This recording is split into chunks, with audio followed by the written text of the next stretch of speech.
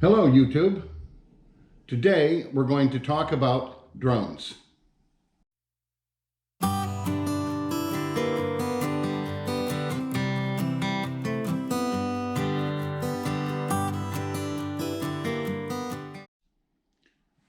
I currently have two drones, both DJI products. I really like the DJI products.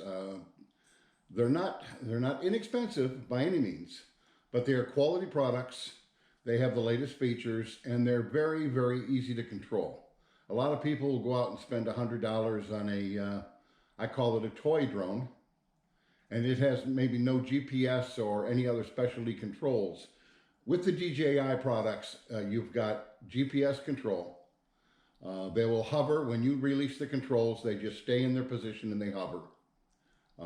If you start moving them forward and again release the stick, they stop where they're at and they just hover. Raise them up, release, they hover.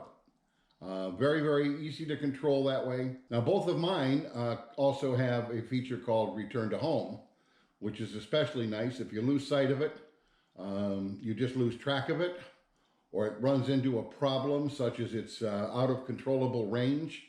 Because of the GPS, it remembers where it took off and it will automatically fly back to your location and land if you allow it to. Now this is not without some precautions, and you need to really be aware of those precautions and all of the procedures when you do fly a drone. Now we'll take a quick moment and we'll look at the two drones side by side. On the left is the Mavic Air, and on the right is the Spark.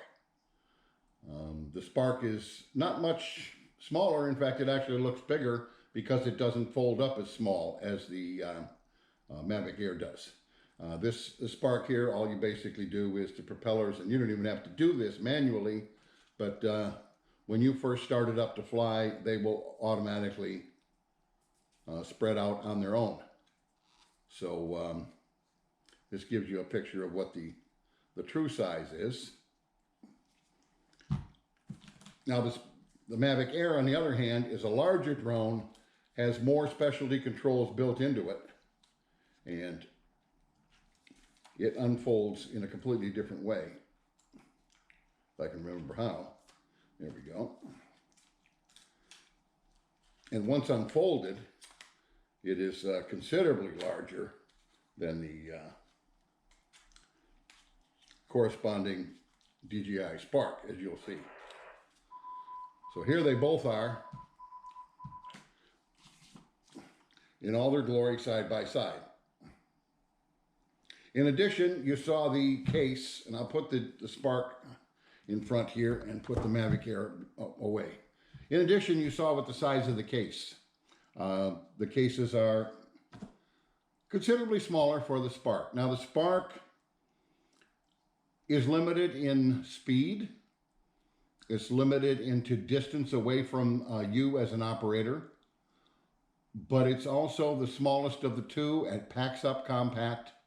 And when I'm traveling in the van, this is what I need, is something that takes up less space. As you all know, my Roadtrek Zion SRT doesn't have a lot of extra space, real estate I call it, to put your toys in. So I have chosen for my purposes in flying a drone when I'm on my adventures, the Spark, because of the fact it takes up less real estate. Both drones come with similar controllers. This is the Spark controller. The antennas, you put them up. Nothing like rocket science here. You open this up.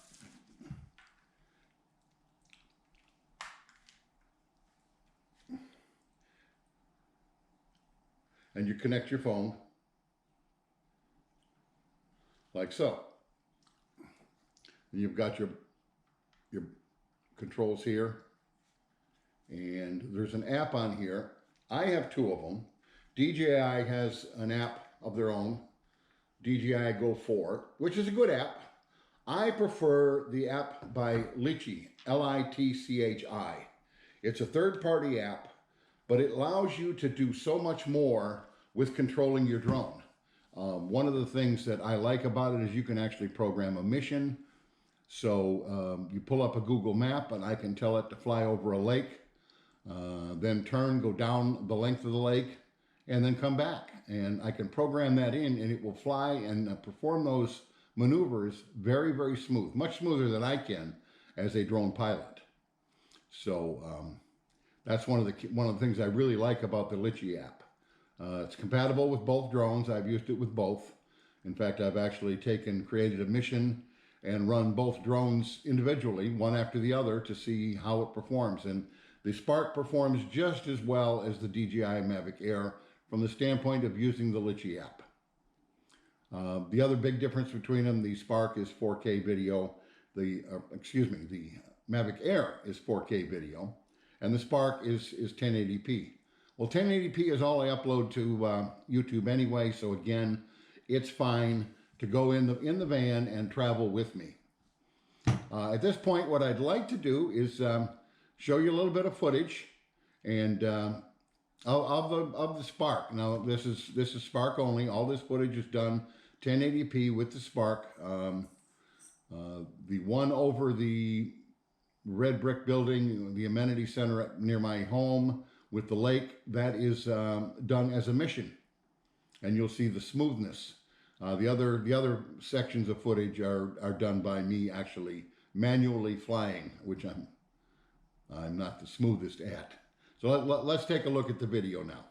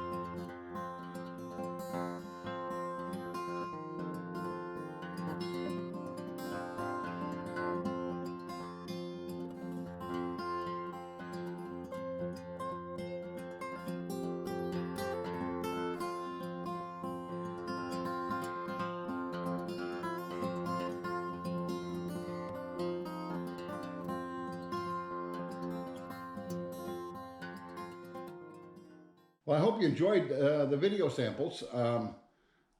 The drone is quite a good flyer. It's only got about 15 minutes of flight time, But when I'm traveling in the drone and I see something I want to get some footage of, 15 minutes is really enough to do a flight over and around it and back to me. I do carry a total of 3 batteries with a battery charger, multi-battery charger, so I can charge the batteries up fairly fast. They're quick and easy to change, and I enjoy having it along. I haven't actually flown it on an adventure yet, but I hope to in the very near future. So one of the things that I carry along in my Roadtrek Zion SRT. Thank you for watching. I hope you enjoy the video, enjoy the drone footage, and I would appreciate it if you'd click on subscribe and maybe like. If you got a question, please ask. I would love to answer any questions you have about these drones, how they operate, how effective are they, anything you may want to know.